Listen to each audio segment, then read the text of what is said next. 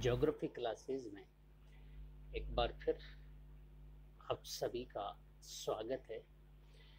कल हमने एक वीडियो के बारे में जाना था मानव भूगोल की मीनिंग और उसके डेफिनेशन के संबंध में। आज हम इस वीडियो के माध्यम से जानेंगे मानव भूगोल के विषय क्षेत्र यानी कि स्कोप के संबंध में। जैसा कि मैंने पहले वीडियो में आपको बताया था कि मानव भूगोल की नींव 19वीं शताब्दी के मध्य में रखी गई थी।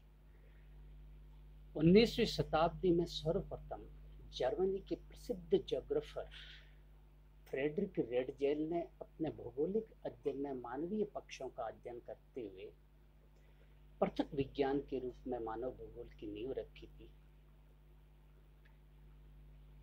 उसके बाद 20वीं शताब्दी में फ्रांसीसी भूगोलवेताओं ने अपने महत्वपूर्ण कार्यों के द्वारा स्वतंत्र विज्ञान के रूप में मानव भूगोल को विकसित करने में अपनी अहम भूमिका अदा की, जिसमें उन्होंने मानव तथा मानव से संबंधित विभिन्न तथ्यों के अध्ययन पर विशेष रूप से बल दिया था। उसके बाद यूरोप और विशेष रूप से फ्रांस और जर्मनी से निकल करके मानव भूगोल की यह धारा कालांतर में यूएसए, ब्रिटेन एवं अन्य यूरोपीय देशों के भूगोलवेताओं ने मानव भूगोल की इमारत को खड़ा करने में अपनी अहम भूमिका निभाई थी।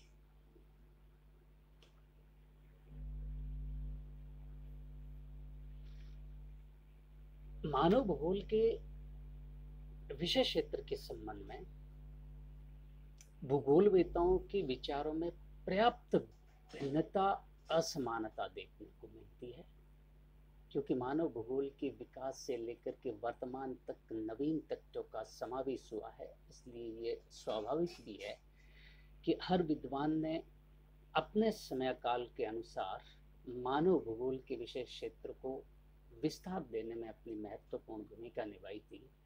अतः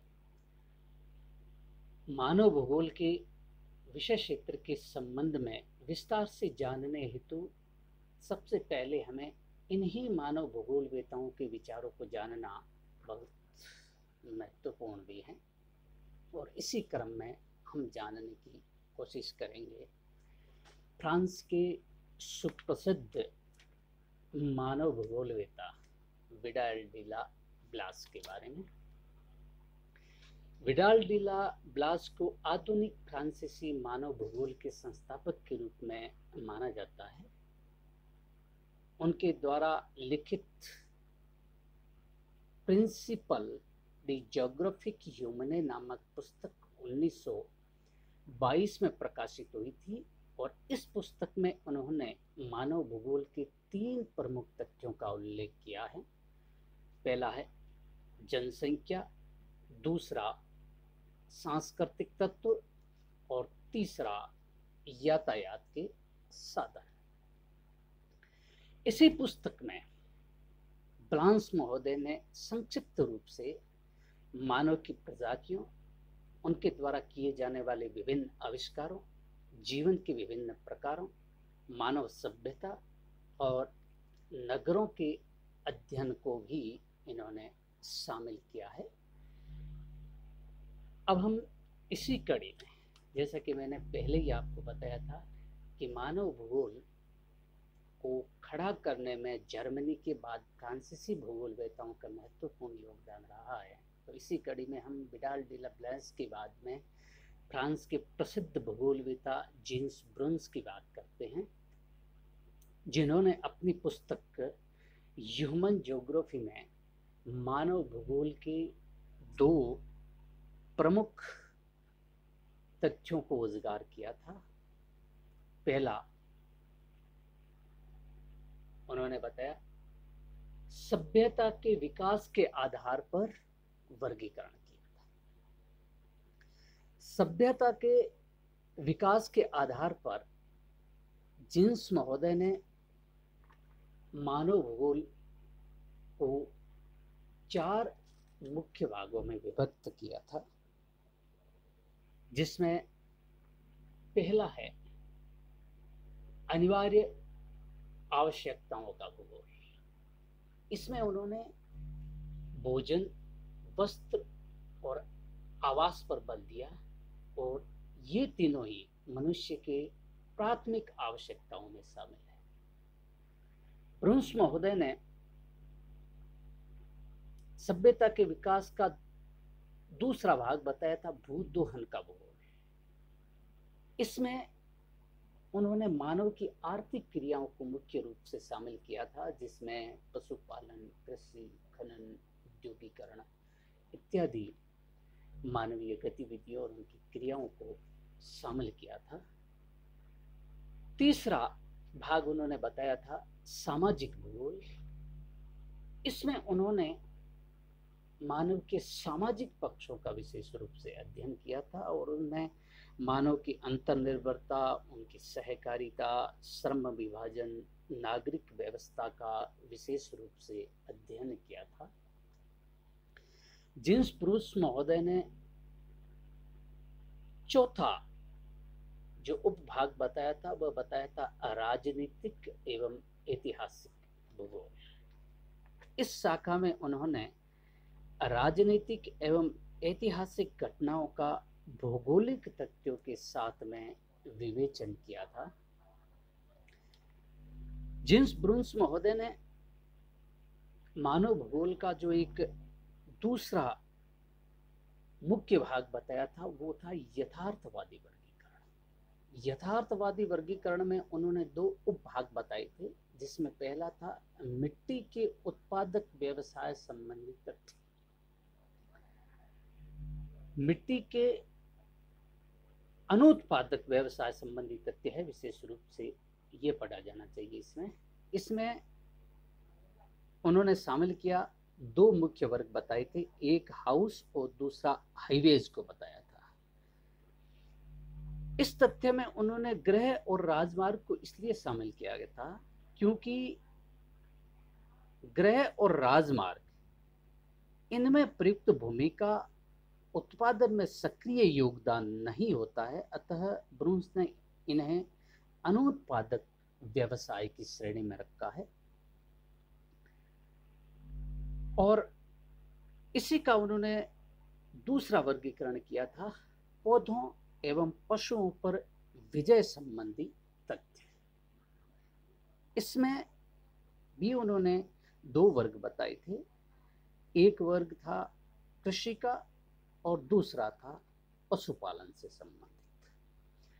ब्रून्स महोदय ने कृषि को प्राकृतिक वनस्पतियों तथा पशुपालन को जंगली पशुओं पर मानव की विजय का एक तरह से सिंबल माना था, और इसी आधार पर उन्होंने कृषि और पशुपालन को मानव की विजय संबंधी तथ्य के रूप में उन्होंने शामिल किया था।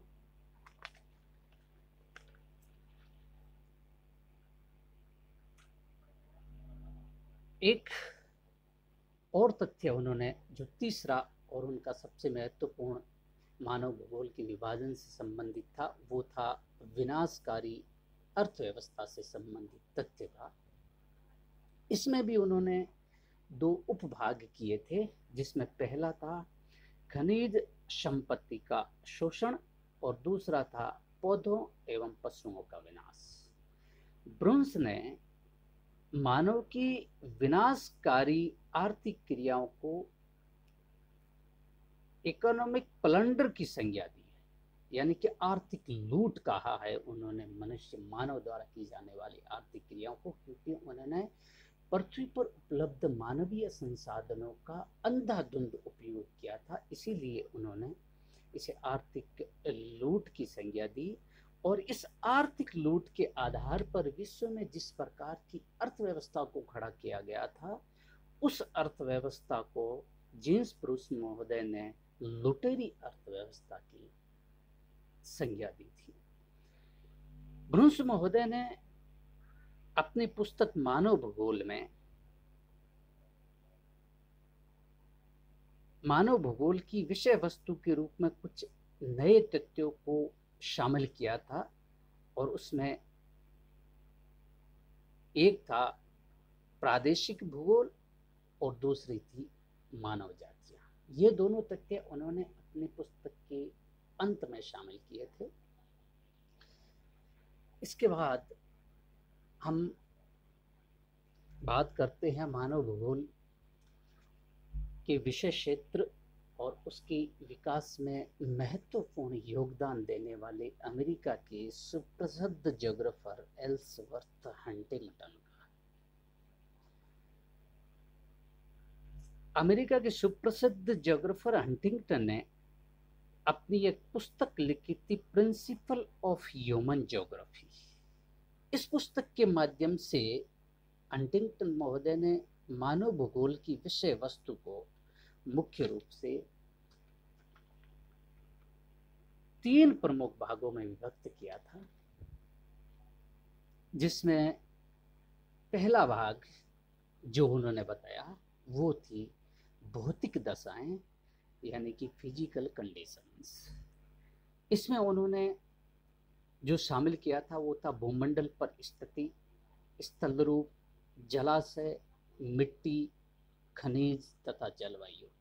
इन समस्त तथ्यों को उन्होंने भौतिक दशाओं में शामिल किया था। उनका जो दूसरा विभाजन था वो था जीवन के प्रकार। हंटिंगटन महोदय ने पृथ्वी पर केवल मनुष्य को ही जीवित प्राणी नहीं माना, बल्कि उन्होंने पौधे और पशुओं को भी इस श्रेणी में माना और उसका अध्ययन मानव भूगोल के अंग के रूप में किया और शामिल किया इस तथ्य को। तीसरा जो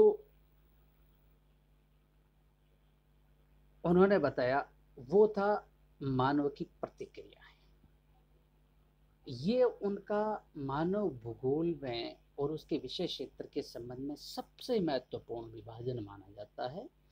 इस विभाजन को इसमें इन्होंने 4 प्रमुख और 21 उपविभाग बताए हैं कि मानव की आर्थिक क्रियाएं किस किस क्षेत्र से संबंधित हो सकती है।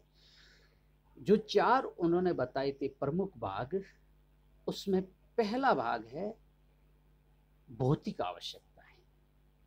भौतिक आवश्यकताएं जो मनुष्य की हैं, इसमें उन्होंने मनुष्य की जो बताई है भौतिक आवश्यकताएं, वो मुख्य रूप से 5 भौतिक आवश्यकताओं को इसमें शामिल किया गया है, जिसमें भोजन, वस्त्र, आवास, औजार और यातायात के साधनों को इन्होंने मुख्य रूप से शामिल किया गया है, इन 5 तथ्यों को।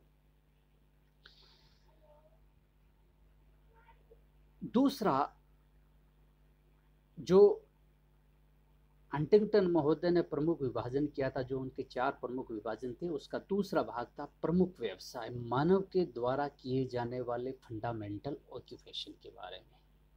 और एल्सवर्थ हंटिंगटन महोदय ने इस वर्ग के अंदर मानव द्वारा किए जाने वाले कुल 8 प्रमुख व्यवसायों को शामिल किया था, जिसमें आखेट, मत्स्य उद्योग, पशुचारण, कृषि, वन उद्योग, खनन, विनिर्माण उद्योग और वाणिज्य को इन्होंने मुख्य रूप से शामिल किया था।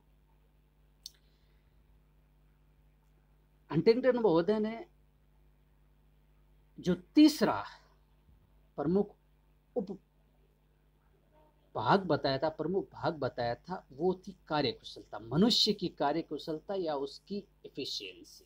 ये सबसे महत्वपूर्ण विभाजन है, क्योंकि मनुष्य की जब तक कार्यकुशलता नहीं बढ़ेगी तब तक वह विभिन्न क्षेत्रों में अपने योगदान को पूर्ण रूप से नहीं दे सकता। इसलिए उन्होंने मनुष्य की कार्यकुशलता को बढ़ाने हेतु जो 3 प्रमुख तथ्य बताए हैं, वो है स्वास्थ्य, सांस्कृतिक प्रेरणा और मनोरंजन को उन्होंने मनुष्य की कार्यकुशलता को बढ़ाने के लिए उपयोगी माना है। और इसी क्रम में उनका जो चौथा प्रमुख भाग था वो उच्चतर आवश्यकताएं, यानी कि हायर नीड्स। मनुष्य की आवश्यकताएं उनके पृथ्वी पर उत्पत्ति से लेकर के वर्तमान समय तक निरंतर बढ़ती रही है। और सबसे पहले हंटिंगटन महोदय ने ही मानव भूगोल के विषय क्षेत्र में मानव की इन्हीं उच्चतर आवश्यकताओं को शामिल किया था। और इस श्रेणी में उन्होंने कुल मिलाकर के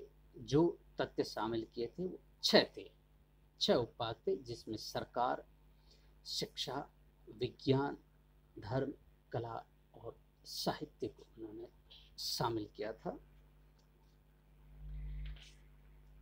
इस प्रकार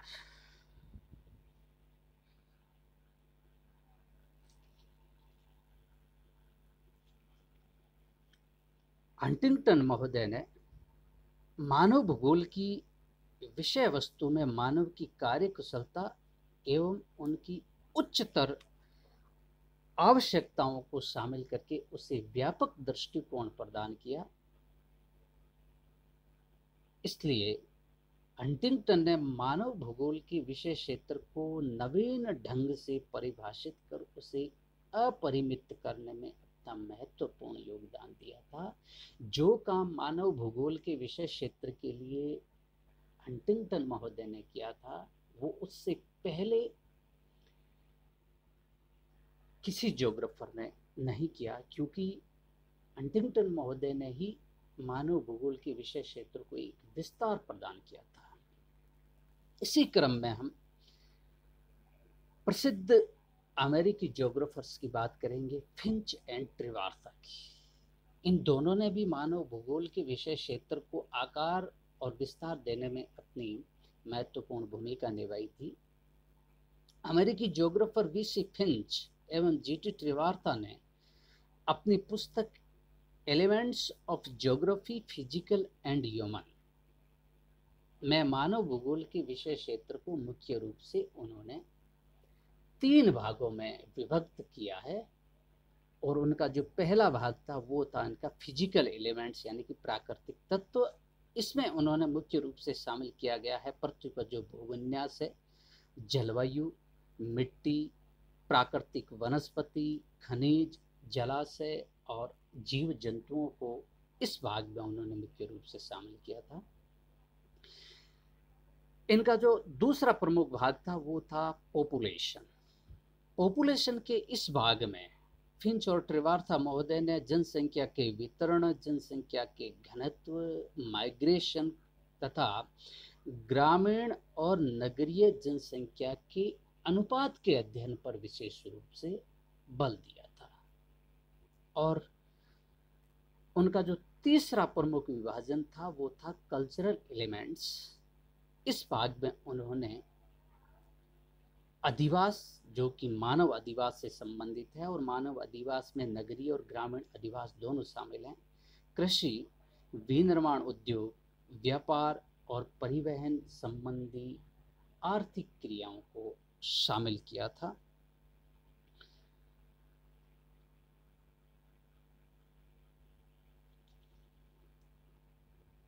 अब हम इन मानव भूगोलवेताओं के विचारों को जानने के बाद और मानव भूगोल से संबंधित विषय क्षेत्र पर उनके विचारों को जानने के बाद में ये जानने की कोशिश करते हैं कि आखिर मानव भूगोल के विषय क्षेत्र में क्या क्या चीज़ें शामिल है। हम एक सामान्य दृष्टिकोण के रूप में इसे देखना चाहेंगे। अलग अलग विद्वानों ने इसे अलग अलग रूप में परिभाषित करने की कोशिश की है कि मानव भूगोल का विषय क्षेत्र कितना व्यापक है। इसलिए अब हम देखेंगे कि मानव भूगोल में किन किन चीज़ों को मुख्य रूप से शामिल किया जाता है। तो विभिन्न भूगोलवेताओं ने मानव भूगोल के अध्ययन क्षेत्र को अपने अपने ढंग से विभाजित करने का प्रयास तो किया है, किंतु मानव भूगोल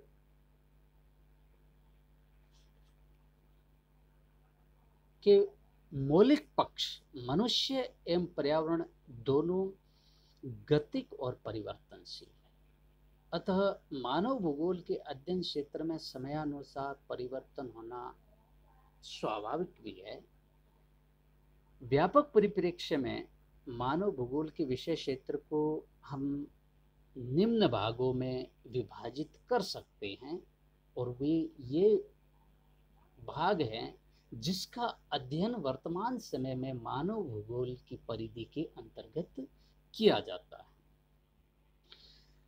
इस विभाजन की जो पहली कड़ी है जिसका अध्ययन मानव भूगोल में किया जाता है वो प्राकृतिक दशाएं। प्राकृतिक दशाओं के बगैर मानवीय दशाओं की कल्पना करना मुमकिन है। इसलिए प्रकृति और मनुष्य के बीच में समन्वयात्मक अध्ययन ही मानव भूगोल का मूल उद्देश्य है। इसलिए जो मानव भूगोल के विषय क्षेत्र का जो पहला पॉइंट है वो है प्राकृतिक दशा है। प्राकृतिक दशाओं में क्या क्या शामिल किया जा सकता है? स्थानिक संबंध, भूविन्यास, जलवायु, जल भंडार, मिट्टी, खनिज, प्राकृतिक वनस्पति, जीव जंतु इत्यादि के वितरण से संबंधित अध्ययन भी मानव भूगोल का एक हिस्सा है। और इन प्राकृतिक दशाओं के साथ मानव के पारस्परिक अंतर संबंधों का जो अध्ययन है वो मानव भूगोल में किया जाता है। मानव भूगोल के विषय क्षेत्र का जो दूसरा सबसे ब्रॉड एरिया हो सकता है वो है मानव पर्यावरण संबंध, यानी कि मानव और पर्यावरण के बीच में जो पारस्परिक संबंध कैसे हो सकते हैं, इसमें किस किस का अध्ययन किया जाता है। पहले कि भूगोल में जितनी भी संकल्पनाएं प्रचलित है मानव भूगोल की, उसका अध्ययन किया जाता है, जैसे कि नियतवादी संकल्पना, संभववादी संकल्पना, नवनियतवादी संकल्पना इत्यादि का अध्ययन मानव भूगोल में किया जाता है। दूसरा, मानव भूगोल के अध्ययन से संबंधित जितने भी अप्रोचेज है, जैसे कि ecological approaches, spatial approaches, behavioural approach, welfare approach, system approach, historical approach, इन समस्त अप्रोचेज का जो स्टडी की जाती है वो इसी मानव भूगोल के अंतर्गत की जाती है, मानव पर्यावरण संबंधों के तहत।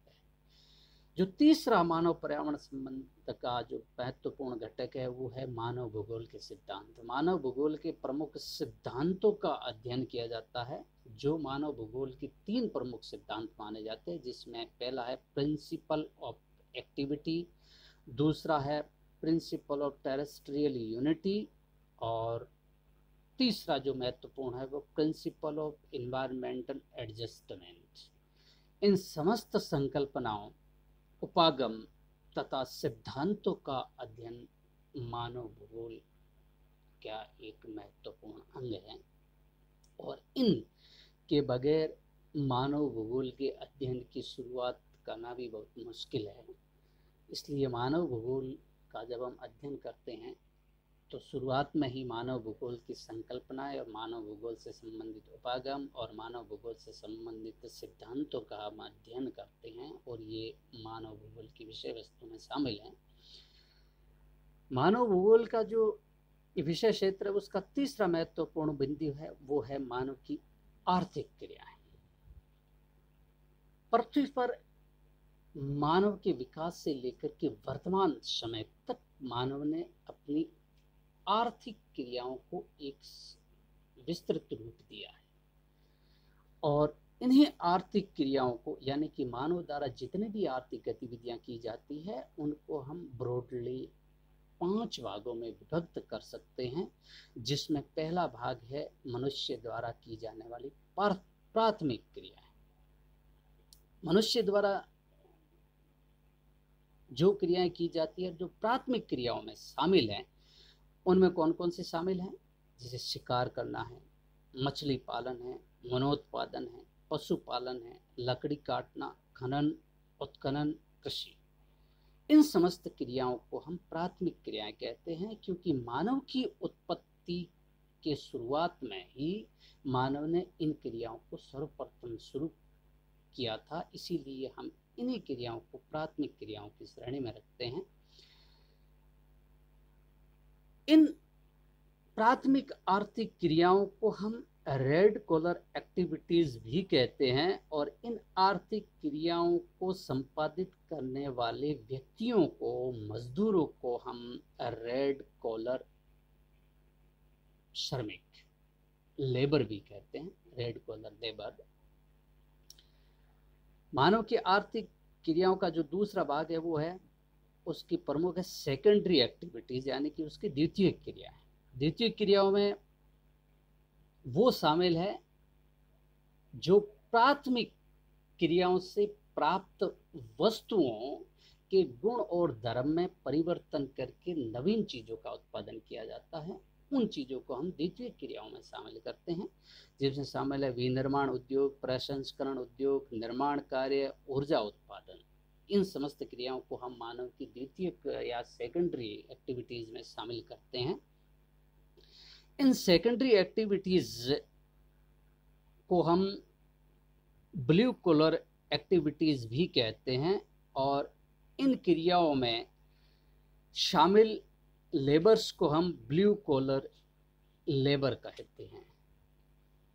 मानव की जो तीसरी प्रमुख आर्थिक क्रिया है उसको हम कहते हैं तृतीय क्रियाएं। तृतीय क्रियाओं में परिवहन, संचार, व्यापार, वाणिज्य तथा विभिन्न सेवाएं जैसे कि शिक्षा है, प्रशासन है, चिकित्सा है, मनोरंजन है, प्रतिरक्षा है इत्यादि को हम इसमें शामिल करते हैं। और इन आर्थिक क्रियाओं को हम पिंक कॉलर एक्टिविटीज़ कहते हैं। और इन आर्थिक क्रियाओं में शामिल लोगों को, यानी कि जितने लोग इन आर्थिक क्रियाओं को करते हैं और शामिल होते हैं, उनको हम पिंक कॉलर लेबर कहते हैं। मनुष्य की आर्थिक क्रियाओं का चौथा प्रमुख विभाजन है वो है चतुर्थक व्यवसाय। इन व्यवसाय में हम उच्चतर तकनीकी सेवाएं, सूचना प्रौद्योगिकी, विज्ञान, कला, साहित्य, प्रशासनिक सेवाएं, शोध कार्य और मैनेजमेंट को शामिल करते हैं। इन समस्त मानवीय आर्थिक क्रियाओं, जो भी ये मानवीय आर्थिक क्रिया है, उनको हम वाइट कॉलर एक्टिविटीज़ कहते हैं। और इन वाइट कॉलर एक्टिविटीज़ को करने वाले लोगों या श्रमिकों को हम वाइट कॉलर लेबर कहते हैं।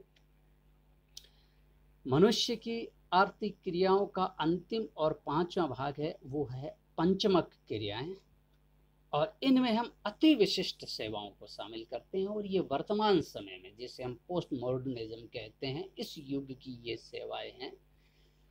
इन सेवाओं में शामिल सेवाएं हैं वो है उच्च स्तरीय प्रबंधक शामिल हैं, प्रशासक शामिल हैं, वैज्ञानिक, वित्तीय और कानूनी सलाहकार से संबंधित सेवाएं इसमें शामिल हैं। और इन सेवाओं की एक प्रमुख विशेषता ये है कि ये समस्त सेवाएं अत्याधुनिक सुसज्जित कार्यालयों से संचालित होती हैं, और इन सेवाओं में संलग्न लोगों को गोल्ड कॉलर लेबर कहते हैं। और इन क्रियाओं को हम गोल्ड कॉलर एक्टिविटीज भी कहते हैं। तो ये मानव की प्रमुख 5 इकोनॉमिक एक्टिविटीज है जो मानव भूगोल के विषय क्षेत्र का एक महत्वपूर्ण पार्ट है। इसके बाद मानव भूगोल के विषय क्षेत्र के संबंध में जो चौथा प्रमुख भाग है वो है आवास, मानव से संबंधित आवास, जिसे हम 2 भागों में विभाजित करते हैं। पहली है जनसंख्या। जनसंख्या में हम जनसंख्या के वृद्धि को शामिल करते हैं, जनसंख्या के वितरण को शामिल करते हैं, जनसंख्या के घनत्व और जनसंख्या यानी कि मानव आबादी के प्रवास से संबंधित घटकों का अध्ययन हम आवास के तहत करते हैं। और दूसरा जो आवास का प्रमुख भाग है वो है अधिवास, सेटलमेंट्स। और इस सेटलमेंट्स में हम ग्रामीण और नगरीय दोनों अधिवासों को शामिल करते हैं, उनका अध्ययन किया जाता है। मानव भूगोल के विषय क्षेत्र का 5वां और महत्वपूर्ण जो भाग है वो है समाज और संस्कृति। इस भाग में जिन जिन तथ्यों को, फैक्ट्स को हम शामिल करते हैं वो फैक्ट्स है मानव प्रजाति, विभिन्न प्रकार की मानव प्रजातियां जो पूरे विश्व में पाई जाती है उसका अध्ययन किया जाता है। कला एवं साहित्य, विज्ञान का विकास, सामाजिक विकास, सांस्कृतिक विकास, सामाजिक सांस्कृतिक प्रतिक्रियाएं, संस्कृति और सांस्कृतिक प्रदेशों का विशेष रूप से अध्ययन हम करते हैं। तो इस प्रकार से हमने देखा कि सामान्य रूप से यदि हम ये समझने की कोशिश करें कि मानव भूगोल का विषय क्षेत्र क्या हो सकता है, तो हम इन 5 प्रमुख चीज़ों को मानव भूगोल के विषय क्षेत्र में शामिल करते हैं, जो कि पूर्व में जितने भी ज्योग्राफर्स थे उन्होंने जो जो बातें बताई वो उन समस्त चीज़ों का निचोड़ इसमें शामिल किया गया है। अंत में निष्कर्ष कि मानव भूगोल का जो विषय क्षेत्र है और जो हमने अध्ययन अभी तक इस वीडियो के माध्यम से किया है, तो उसका निष्कर्ष क्या है, वो ये है कि अब तक हमने विभिन्न विद्वानों की जो जो बातें पढ़ी और सुनी, इस बातों से एक बात तो ये स्पष्ट हो जाता है कि मानव भूगोल के विकास से लेकर के वर्तमान समय तक इसके अध्ययन क्षेत्र में लगातार विस्तार हुआ है तथा भविष्य में मानव के जीवन और पर्यावरण से संबंधित नवीन तथ्यों का समावेश निरंतर होता रहेगा। इसे हम इनकार नहीं कर सकते, क्योंकि जैसे जैसे मानव की गतिविधियों का विकास हो रहा है तो मानव भूगोल में नवीन तथ्यों का भी समावेश हो रहा है। इस प्रकार मानव भूगोल मूलतः एक गत्यात्मक विज्ञान है तथा इसके अध्ययन क्षेत्र में अग्रगामी परिवर्तन होना स्वाभाविक है। इस प्रकार से हमने इस वीडियो के माध्यम से और संक्षिप्त रूप में मानव भूगोल के स्कोप यानी कि मानव भूगोल के विषय क्षेत्र के बारे में जानने की कोशिश की है। आगे की वीडियो में हम मानव भूगोल से संबंधित और तथ्यों को देखेंगे। फिलहाल इस वीडियो को सुनने और देखने के लिए आप सभी का बहुत बहुत आभार।